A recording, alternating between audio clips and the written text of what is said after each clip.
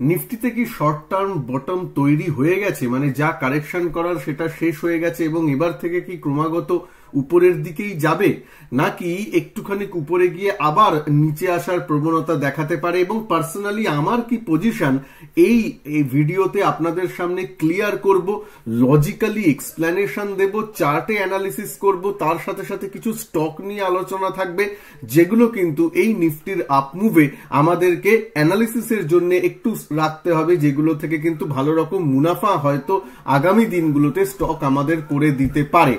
কিন্তু কোন রকম রেকমেন্ডেশন নয়, জাস্ট ফর অ্যানালিসিস পারপাসে এই স্টকগুলো বা এইগুলো নিয়ে আলোচনা থাকবে। ভিডিওটাকে পুরোটা অবশ্যই দেখবেন, সাথে আমার পজিশনটাও আমি লাইভ আপনাদের এই পজিশন ট্যাবে গিয়ে আমার ব্রোকার অ্যাকাউন্টে গিয়ে দেখাবো। তার পিছনে লজিকটা বোঝার চেষ্টা করবেন যে কেন আমি কি জিনিসগুলো করেছি, সেইগুলো এক্সপ্লেনেশন থাকবে। চলুন শুরু করি। ভিডিওকে ভালো লাগলে একটু লাইক অবশ্যই করবেন। তো দেখুন, আগে প্রথমে লজিকটা বলে নি। এটা উইকলি চার্ট আপনাদের সামনে আছে। আপনি যদি দেখেন উইকলি চার্টে মানে মাঝে মাঝে বাড়ছে, তারপর আবার মুভিং অ্যাভারেজ গুলোতে আসছে, আবার উপরে যাচ্ছে, আবার নিচে আসছে, এরভাবে কিন্তু নিফটি মুভ করছে। যদি এর আগের দিনের বা আগের সপ্তাহের ক্যান্ডেলটা দেখেন, সেটা কিন্তু একটা গ্রিন ক্যান্ডেলে এবং আগের উইকের উপরে ক্লোজিং দিয়েছে, যেটা শেষ দিন হলো শুক্রবার যে ক্লোজিংটা হলো, তার জন্য কিন্তু উইকলি ক্লোজিংটা কিন্তু খুব ভালো হয়েছে, কম্পারেটিভলি ভালো হয়েছে। যদি এই উইকলি ক্লোজিংটাই এসব জায়গায় হতো, তাহলে কিন্তু একটু কারেকশন যে আরো হবে বা মানে বুলসদের জন্য অতটা ভালো সেটা বলা যেত না। কিন্তু শুক্রবারের যে বাজারের চাল মার্কেট দেখায়, তাতে কিন্তু এটা স্পষ্ট হয়ে গেছে যে বুলসরা কিছুটা হলেও কিন্তু রুখে দাঁড়িয়েছে। যদি আপনারা আমার দুদিন আগের ভিডিওটা, এই যে এফআইআই ডিআইআই ডেটা কি বলছে বলে একটা ভিডিও আমি বানিয়েছিলাম 4 days ago, সেখানে আমি আপনাদেরকে এই দেখুন মানে 8 মিনিট 16 সেকেন্ডের এইসব জায়গায় একটা লেভেল বেশ বড় করে মার্ক করে বারবার বলেছিলাম 24,300। যারা আমার ইউটিউব ফলো করেন, যারা আমার স্টুডেন্ট, সবাই কিন্তু এই 24,300 লেভেলটা আমি এই ক্রমাগত এক সপ্তাহ ধরে আপনাদের সাথে মানে বহুবার বলেছিলাম। এবং আমি বারবার বলেছি, যদি 24,300 উপরে নিফটি টিকে যায়, বাজার টিকে যায়, তাহলে কিন্তু বাজারে আবার বুলসরা পুনরায় ফিরে আসবে। আর 24,300 নিচে থাকলে সেল অন রাইজের মার্কেটই থাকবে, যেটা চলে এসেছে মানে এই গত এক সপ্তাহ ধরে যে খারাপ বাজার চলছিল। এবার যদি আমি একটু 15 মিনিট চার্টে আসি, যে আসলে শুক্রবার দিন হলোটা কি, সেটা যদি দেখেন আপনি 24,300 এই লেভেলটা, মোটামুটি এইসব লেভেলটা যখনই ক্রস করলো, এই জোনটা যখন ক্রস করেছে, তারপর কি করা উচিত নিজেরা বলুন। কোনো ইন্ডিকেটর নয়, পাতি যদি আপনি ট্রেডার হন এবং সিম্পল সাপোর্ট রেজিস্ট্যান্সও যদি মানুষ মনে রাখে, তাহলে কি হয়? 24,300 এখানে ভাঙছে, এখানে কি বাইং হয়? উত্তর হলো না। কেন না? রিস্ক টু রিওয়ার্ড রেশিও অতটা নয়। মানে এখানে যদি আমি বাই করি, মন দিয়ে ভাবুন, এখানে যদি আমি বাই করি, আমার স্টপ লস হবে মোটামুটি এখানে, এখানে এসএল। আর আমার সামনে রেজিস্ট্যান্স কোথায়? সামনেই রেজিস্ট্যান্স, এই যে দিনের হাই, এটা 15 মিনিটের চার্ট, দিনের হাই, এখানেই আমার প্রথম মানে রেজিস্ট্যান্স আছে। তার মানে টার্গেট বলুন বা প্রথম রেজিস্ট্যান্স এখানে। তার মানে রিস্ক টু রিওয়ার্ড রেশিও এখানে ঠিক নয়। এখানে এইটুকুনি রিওয়ার্ডের জন্য এত বড় আমি স্টপ লস বা এত বড় রিস্ক নেব না, 1:1 নয়। তাহলে কি? তাহলে আরেকটা ট্রেড হয়, যখন দিনের হাইটা ক্রস করছে এবং 24,300 উপরেও আছে, সেটা মিলছে, এবং দিনের হাইকে এখানেও ক্রস করে টিকছে, প্লাস 24,300 উপরেও টিকছে, তাহলে এই সব জায়গায় তখন বাইং হয় উইথ স্টপ লস এরকম 24,300 নিচে, ধরুন 24,275-75 জায়গায়। একদম লজিক্যালি কিন্তু ট্রেডিং করা যেতে পারে, আমি সেটাই বলছি। মানে ট্রেডিং ইজ মানে ওইটা যে এটা যে খুব কমপ্লিকেটেড, অনেকগুলো ইন্ডিকেটর নিয়ে আমাকে কাজ করতে হবে তা নয়। 2-3টে ইন্ডিকেটর রেখে একটু লেভেলগুলো আলোচনা করলে, একটু নজরে রাখলেই কিন্তু কাজটা হয়ে যায়। ঠিক আছে, এবার সেটা করতে গিয়ে মাঝে মাঝে স্টপ লস ট্রিগার হবে, মাঝে মাঝে আপনার রিস্ক টু রিওয়ার্ড রেশিও যদি মেনে চলেন, তাহলে ওভার দ্য টাইম নিশ্চয়ই ভালো আমরা মানে প্রবাবিলিটি অফ ট্রেড আমাদের ভালো বাড়বে বা প্রবাবিলিটি অফ উইনিং আমাদের বেশি ভালো থাকবে। এবার আসি যে ঠিক এই লজিকটা মেনেই কিন্তু, আর যে লেভেলটা আপনাদের সাথে চেনানো ছিল 24,300টা বারবার, তারপরেই কিন্তু আমি পজিশন, আমার পার্সোনাল জায়গাতেও পজিশন তৈরি করি এবং সেই পজিশনটা ক্যারিও করছি। যদি পজিশনটা দেখাতেই হয়, পজিশনে এসে আমি একবার রিফ্রেশও করে দিচ্ছি, দেখতে পাচ্ছেন মোটামুটি সেই পজিশনে কিন্তু 6,77,000 টাকার মতো আমার প্রফিটও চলছে। নিফটিতে লং পজিশন আছে। অ্যাজ আ ডিসক্লেমার আমি বলে রাখলাম, কোনো বাই সেল হোল্ড রেকমেন্ডেশন নয়, কাউকে কোনো রেকমেন্ডেশন নয়, নিজের লেভেল মেনে আমি যে কাজ করি সেটা আপনাদেরকে জাস্ট বোঝানোর জন্যই এই ভিডিওটা, আর কিছু নয়। যে লেভেল মেনে কাজ করলে, রিস্ক টু রিওয়ার্ড রেশিও মেনে কাজ করলে, স্টপ লস রেখে কাজ করলে ঠিক মতন জিনিসগুলো হয়।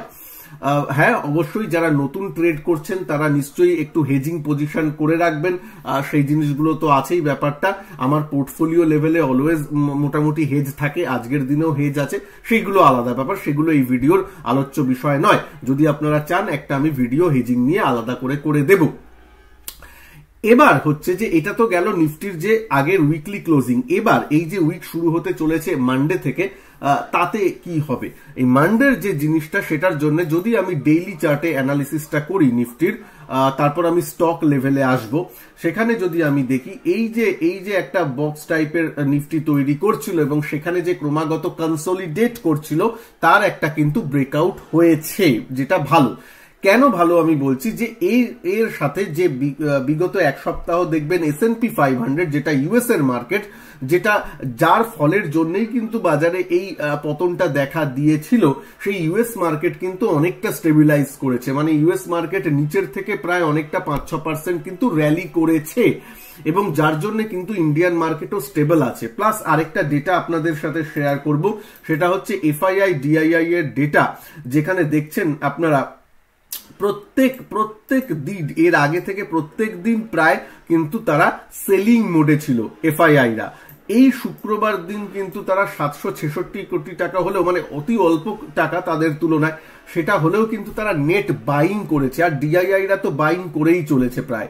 তো এই দুটো এফআইআই এবং ডিআইআই দের বাইং এর জন্যই কিন্তু ওভারঅল সেন্টিমেন্ট শুক্রবার অনেক ভালো ছিল, এবং তার জন্যই কিন্তু ভালো রকম উপরে গেছে। এবার কি তাহলে মানে এফআইআইরা এবার বায়ার হয়ে গেল, মানে আমাদের মার্কেট উপরের দিকে যাবে বলেই ধারণা হয়? এফআইআই দের বিশ্বাস করতে আরো কিছুদিন লাগবে।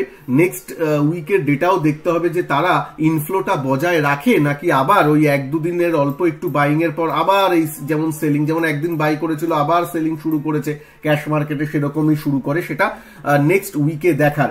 এবং আমি বলছি এফআইআইরা যদি লার্জ ক্যাপে সেলিং করে, সেক্ষেত্রে কিন্তু নিফটি ইন্ডেক্স লেভেলে বাড়াটা একটু মুশকিল হয়ে যায়।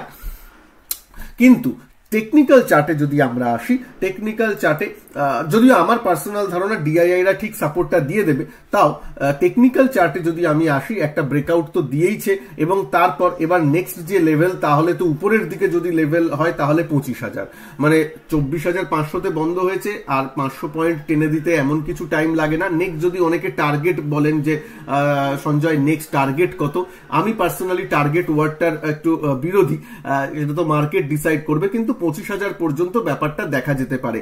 তা বলে কিভাবে করা যায় এই নেকেড কল অপশন বা যারা একদম নতুন, দেখুন ব্যাপার হচ্ছে যদি আপনি এক্সপিরিয়েন্স থাকেন, আপনার পোর্টফোলিও লেভেলে অনেক কিছু হেজ আছে, আপনার ট্রেডিং ক্যাপিটাল একটু অন্যরকম, তাহলে সেই লেভেলে আপনি রিস্ক ম্যানেজমেন্ট করে কাজটা করলেন, সেটা আলাদা ব্যাপার। কিন্তু নতুন এসেছেন, দুমদাম করে নেকেড কল বাই করে নিয়ে চলে গেলেন, সেসবগুলো নয়। ইন্ট্রাডেতে কাজ করলেও কাজটা কিন্তু হয়ে যায়, মানে যদি নিয়ম মেনে চলি, সেই ব্যাপারটাও একটু মাথায় রাখবেন। ইন্ট্রাডে ট্রেডিং নিয়ে রিসেন্টলি আমার ভিডিও আসতে চলেছে, একজন অনেকবার বলেছেন ইন্ট্রাডে স্টক ট্রেডিং নিয়ে আসবে ভিডিওটা, মানে কাল পরশুর মধ্যেই চলে আসবে, চিন্তা করবেন না। যাই হোক, তবে নিফটির যে 24,300 এবার যে লেভেলগুলো বলছি সেটা একটু মাথায় রাখবেন। এখন নিয়ার টার্মে যদি কারোর লং পজিশন থেকে থাকে, তাহলে 24,200, 24,300 এটা একটা স্ট্রং সাপোর্ট হিসাবে, ফার্স্ট স্ট্রং সাপোর্ট হিসাবে কাজ করবে 24,300 লেভেলটা, সেদিকে নজর থাকবে। আমার যে লং পজিশন আছে, যদি 24,300 ভেঙে যায়, তাহলে আমি সেখান থেকে বেরিয়ে যাব, অ্যাজ সিম্পল অ্যাজ দ্যাট। আমি পজিশন তৈরি করেছিলাম ওই 24,350, 24,375 ওই কাছাকাছি, যখন 24,300টা মানে ক্রস করে নিফটি টিক ছিল, 24,400 কাছাকাছি বলতে পারেন। ঠিক আছে, তো এই হলো ব্যাপার। এইটা সাপোর্ট, আর উপরের দিকে রেজিস্ট্যান্স বলে তো তেমন নেই, রেজিস্ট্যান্স আমাদের 25,000, সেটার দিকে একটু নজর রাখতে হবে। এবার স্টক লেভেলে আসি। স্টক লেভেলে আসার আগে, মানে কিছু স্টক নিয়ে আলোচনা করার আগে প্লিজ এই ভিডিওটাকে একটু লাইক করে দেবেন। চ্যানেলে যারা নতুন, চ্যানেলকে সাবস্ক্রাইব করে বেল আইকনকে প্রেস করতে ভুলবেন না, যাতে নতুন কোনো আপডেট আপনাদের কাছে চলে আসে। আর যারা আমার এসটি ট্রেডিং চ্যাম্প ব্যাচে জয়েন করতে চান, এই ভিডিওর নিচে বা আমার চ্যানেল ভিজিট করেও জয়েন বাটন পেয়ে যাবেন, সেখানে ক্লিক করে কিন্তু জয়েন করতে পারেন। আজকে আমি একটা ভিডিও রিলিজও করেছিলাম, সেই ব্যাপারটা একটু দেখতে পারেন। যে এই যে সব আপনারা ইনভেস্ট করছেন বা আমি ইনভেস্ট করছি, সবকিছুর আগে ইনভেস্টমেন্ট করুন, ট্রেডিং করুন, সবার আগে কিন্তু এইখানে একটা ইনভেস্টমেন্ট নিয়ে কথা বলেছি, আমার আপনার সন্তানদের মানে সেফটি সিকিউরিটি নিয়ে, সেটা কিন্তু অবশ্যই করবেন। তার সাথে সাথে নিজের সময়ের ইনভেস্টমেন্ট নিয়েও আমি কথা বলেছি। একটু অন্যরকম ভিডিওটা, প্লিজ প্লিজ একটু দেখে নেবেন। এই ব্যাপারটা কিন্তু সত্যিকারের, মানে কি বলবো, টাকার ঊর্ধ্বে ভিডিও এই ব্যাপারটা। কেন শেয়ার মার্কেট, টাকা, এইসব ব্যাপারগুলো তো রিলেটেড, কিন্তু তার সত্ত্বেও আমাদের যে সময়ের ইনভেস্টমেন্টের ব্যাপারটা, আমাদের সেফটি সিকিউরিটিতে ইনভেস্টমেন্টের ব্যাপারটা, এই ব্যাপারটা আমরা অনেক সময় ভুলে যাই। সেই ব্যাপারটা একটু মাথায় রাখবেন। ওই ভিডিওটা প্লিজ একটু দেখবেন। এই ভিডিওর শেষে আমি সেই ভিডিওর লিঙ্কটা দিয়ে দেব। আচ্ছা, এইবার আসি স্টক লেভেলে। প্রথমেই বলতে হয়, আমার চ্যানেলে বহু চর্চিত সিডিএসএল ইনভেস্টমেন্ট পারপাসে আপনাদের অনেকবার অ্যানালিসিসের জন্য বলা ছিল। আমার নিজেরও পার্সোনাল পজিশন অনেকবার আপনাদের সাথে শেয়ার করেছি, আছেও। সেই কিন্তু সিডিএসএল এর আগের দিন আমার মনে হয় 8-9% প্লাসে বন্ধ হলো। এখন কি নেওয়া যায়? একদমই নয়। অনেকবার এই সুযোগ দেয়, আপনাদের অনেকের কাছে আছে। প্লিজ একটু নিচে মানে কমেন্ট বক্সে নিশ্চয়ই জানাবেন সিডিএসএল আপনার কোন লেভেল থেকে নেওয়া আছে। যদি এই চ্যানেল ফলো করে নিজে অ্যানালিসিস করে নিয়ে থাকেন, অবশ্যই জানাবেন। কেন সিডিএসএল আমি এইখানে যখন বারবার কনসলিডেট করছিল, বারবার তখনও চিনিয়েছিলাম স্টকটাকে। যাই হোক, আমি আর বারবার বলেছিলাম যে স্টকটার চারিত্রিক বৈশিষ্ট্য হলোই এরকম, উপরে ওঠে আবার নিচে নামে, সুযোগ দেয়, উপরে ওঠে আবার নিচে নামে, সুযোগ দেয়। তাই জন্য যখন উপরে ওঠে তখন না নিয়ে একটু সময় দিলে কিন্তু স্টকটা আবার নিচে আসে, সুযোগটা দেয়। তো দেখুন, আবার উপরে গেছে, আবার সুযোগ দিয়েছিল, আবার উপরে গেছে, আবার নিচে সুযোগ দিয়েছে, এরকম। তাই জন্য উপরে যখন 8-9% প্লাস, তখন কেন, আবার যখন স্টকটা থেতবে তখন নাকি দেখা যাবে। কিন্তু এগুলো লং টার্ম ইনভেস্টমেন্টের জন্য একটু অ্যানালিসিস করবেন। আমি জাস্ট নামগুলো বলছি। ফান্ডামেন্টালটা স্ট্রং, প্রায় মনোপলি বিজনেস, লিস্টেড স্পেসের মধ্যে এটাই একমাত্র কোম্পানি। সুতরাং ডিম্যাট নিয়ে যারা কাজ করে, ভালো কোম্পানি, ROI ROC যথেষ্ট ভালো, সুতরাং একটু নজরে রাখতে পারেন। তারপর আরেকটা স্টক একটু চিনিয়ে দিই, একটু নজরে রাখবেন শর্ট টার্মের জন্য, মানে যাদের লং টার্ম ইনভেস্টমেন্ট আছে সেটাও ঠিক আছে, না হলে শর্ট টার্মের জন্যও দেখতে পারেন। সেটা হচ্ছে কেফিনটেক। কেফিনটেক কিন্তু 1000 টাকার এখানে একটু কনসলিডেট করছে। কেফিনটেক আমার মনে আছে, আমি আমার এই চ্যানেলেই যখন 400-450 এই লেভেলে ছিল, তখন থেকে আপনাদের সামনে নিয়ে আসছি। যদি মনে থাকে প্লিজ একটু নিচে কমেন্ট করে জানাবেন। কেফিনটেক নিয়ে 400-450 লেভেল থেকে বলে আসছি, সেটা এখন 1000 টাকা ক্রস করে গেছে। এখন একটু কনসলিডেট করছে, কিন্তু এই দিকে নজর রাখবেন। স্টপ লস থাকবে 950-970 এই লেভেলে ক্লোজিং বেসিসে কেফিনটেকের দিকেও কিন্তু নজরটা রাখা যেতে পারে। অনেকের এবার আরো একটা দুটো স্টক নিয়ে আমার পছন্দের বলে নিই, তারপর আপনাদের একটা দুটো স্টক নিয়ে বলবো যেটা আপনাদের থেকে প্রশ্ন আসে। এলএনটি একটু কনসলিডেট করছে, উপরে 3800 পর্যন্ত গেছিল রিসেন্টলি, তারপর আবার নিচে নেমে কনসলিডেট করছে। কনসলিডেশনে অবভিয়াসলি যাদের লং টার্ম ভিউ আছে, অ্যাকুমুলেট করা যায়, কোনো অসুবিধা নেই। কিন্তু এই কনসলিডেশন ফেজটা অনেক দিন চলতে পারে, এইটা ভেবে নিয়ে, মানে আজকে কিনলাম কালকে 8% পেয়ে যাব তা নয়, তা হয়তো হবে না। সেটা কিন্তু মাথায় রেখে এলএনটি ভালো স্টক, ইনফ্রাস্ট্রাকচারে আছে, অনেক কিছু জিনিসে আছে, এলএনটির দিকে কিন্তু নজরটা রাখা যেতে পারে।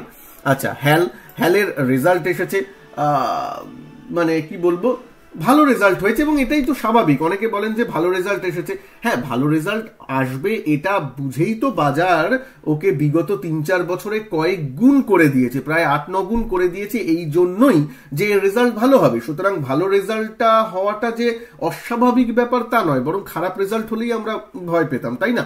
তা হ্যাল এখন কনসলিডেট করছে, কোনো অসুবিধা নেই। নতুন করে সুইং ট্রেডিং এর জন্য আমি পার্সোনালি নিচ্ছি না বা নেব না বা দেখবো না, কিন্তু যাদের যদি কারোর কাছে থাকে তাহলে ইটস ওকে, 4500 একটা স্টপ লস রাখতে হবে, 4500 ক্লোজিং বেসিসে, তার নিচে চলে গেলে একটু স্ট্রাকচারটা খারাপ হবে, তাছাড়া নয়। এমনিতে ভালো স্টক ভালো আছে, সবই ঠিক আছে। সুইং ট্রেডিং এর জন্য আপাতত হ্যাল আমি দেখছি না, আমি পার্সোনাল মতামত আমি আপনাদের জানালাম। এইবার আসি আপনাদের কিছু স্টক নিয়ে আলোচনায়। যেমন ওলা ইলেকট্রিক নিয়ে আপনারা অনেকে বলেছেন, কয়েকজন বলেছেন দাদা এখন কি নেওয়া যায়। আমি 3-4 দিন আগে আমার এখানে দেখুন, তখন সার্কিটও লাগেনি, 108 টাকা, 105 টাকা, 106 টাকা, 110 টাকা এরকম লেভেলে চলছিল। আমি টেলিগ্রামে পোস্ট করে বলেছিলাম ওলা ইলেকট্রিক নিয়ে অনেকের প্রশ্ন আসছে, যদি কারোর কাছে থেকে থাকে তাহলে স্টপ লসটা 100-র নিচে, ওই 90 এর ওখানে রেখে কিন্তু কাজটা করতে হবে বা রাখতে হবে, ব্যাস, কোনো রেকমেন্ডেশন নয়। যদি কারোর থেকে থাকে আপনাদের প্রশ্নের উত্তরেই আমি বলেছিলাম এতটাই, ঠিক আছে। তখন কিন্তু 108, 109 এরকম দামে চলছিল। তো তারপর এখন যখন 133, মানে এই দুদিন একটু কনসলিডেট করেছিল, দেখতেই পাচ্ছেন এই দুদিনেই কিন্তু আমি পোস্টটা আপনাদের সামনে করেছিলাম। এই দুদিনে টেলিগ্রামে যদি জয়েন করতে চান প্লিজ এই ভিডিওর নিচে ডেসক্রিপশন বক্সে এবং আমার ফার্স্ট কমেন্ট বক্সে টেলিগ্রামের লিংক দেওয়া আছে, দেখে নেবেন, জয়েন করে নেবেন। এই দুদিনের পর আবার যখন একটা আপমুভ দিয়েছে, একটা 20% আপার সার্কিটে, এখন তো লাফিয়ে পড়ে লাভ নেই। যখন থেকে ও 76 টাকায় লিস্ট হয়েছে যেদিন, সেখান থেকে প্রায় 60% মতো বেড়ে গেছে। এখন কি লাফিয়ে পড়া নেওয়া উচিত? একদমই আমার মনে হয় না, যেখানে লস মেকিং কোম্পানি। হ্যাঁ, এটা ফিউচারিস্টিক বিজনেস, ফিউচারে ভালো হবে ভেবে সবাই যাচ্ছে। আমি পার্সোনালি, আমার কথা যদি বলেন, আমার পার্সোনালি ওলা ইলেকট্রিক্সে হোল্ডিং নেই। আপনাদের কথা ভেবে আমি স্টপ লস একটা বলেছিলাম, তাও দুদিন আগে যখন 108, 109 লেভেলে চলছিল। এখন তো 20% বেড়ে গেলে আমি সেই স্টককে তাড়া করি না। আচ্ছা, এটা আমার মতামত বলা হলো। এইবার আপনাদের যে অন্যান্য স্টকগুলো আছে, ধরুন পাওয়ার গ্রিড, এনটিপিসি থেকে শুরু করে যেগুলো ইরকন, আরভিএনএল, এইসব যে রেলওয়ে স্টকগুলো আছে যেগুলো ভালো আছে, এইবার আমার মতে যদি দেখেন এই সব স্টকগুলোই কারোর কাছে যদি থাকে, ঠিক আছে, তার জন্য নিফটির লেভেলটা একটু মাথায় রাখবেন, 24,200 থেকে 24,300 এই লেভেলের মধ্যে যদি থাকে মোটামুটি, তাহলে আবার বাজার সব ঠিক মোটামুটি আছে বলেই মনে হয়। মানে বাজারে নেগেটিভ সেন্টিমেন্ট অতটা হাভি হবে না, যদি না বাইরে থেকে কোনো নিউজ আছে বা বাইরের মার্কেট থেকে কোনো খারাপ কিউজ আসে। তাছাড়া 24,300, 24,200টা এখন শর্ট টার্ম সাপোর্ট হিসেবে কাজ করবে। সেক্ষেত্রে যে সুইং ট্রেডিং এর জন্য যে স্টকগুলো আপনারা নিয়ে কাজ করেন, যেমন রেলওয়ে স্টকগুলো আছে, আর কয়েকটা স্টকের কথা তো আমি বললাম, সেই স্টকগুলো কিন্তু সবই ঠিকঠাক আছে। একটু স্টপ লসটা ঠিকঠাক রাখবেন। আরো আমি কিছু স্টক নিয়ে আগামী ভিডিওতে আলোচনা করব, কেন এখন তো আজকে মূলত একটু নিফটি নিয়ে আলোচনা থাকলো, আবার আলোচনা থাকবে নিশ্চয়ই নেক্সট উইকেও কয়েকটা স্টক নিয়ে আলোচনা থাকবে সোমবারের মার্কেট ক্লোজিং এর পর।